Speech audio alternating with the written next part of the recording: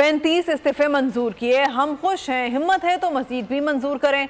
मुल्क में इलेक्शन के अलावा कोई हल नहीं है। इमरान खान ने बहुत से चेहरों से नकाब हटा दिया है।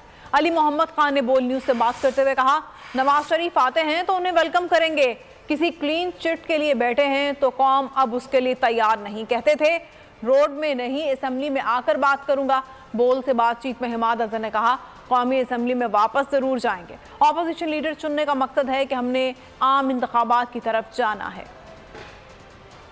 कबूल किया, अच्छा काम किया। मैं कहता हूँ बाकी जितने रह गए वो भी करें। हिम्मत है तो बाकी भी करो ना। जितने दिन गुजर रहे हैं उतना ही इस बात पे समझ बूझ वाले लोग इस नतीजे पे पहुंच रहे हैं कि एक फ्रेश इलेक्शन के अलावा और कोई चारा नहीं है। इमरान खान साहब ने, मैं समझता हूँ कि एक बहुत बड़ी खिदमत बाकी खिदमतों के साथ ये भी कर दी है इस मुल्क की कि बहुत से लोगों के चेहरों से नकाब उन्होंने हटा दिए। अगर वो आते हैं तो मैं तो वेलकम करूंगा। उनका मुल्क में तो आना चाहिए। अगर इस उम्मीद से वो अभी बैठे हैं कि उनको कोई लेवल प्लेइंग फील्ड मिले और उनको कोई क्लीन चिट मिले और उसके बाद वो आए, तो मेरे ख्याल में कौम अब इस चीज के लिए तैयार नहीं। पीएम वाले एक बार फिर डर के भाग गए। खुद ही कहते थे कि रोडों पे नहीं असेंबली में आके बात करो। असेंबली में हम वापस जाएंगे, जरूर जाएंगे।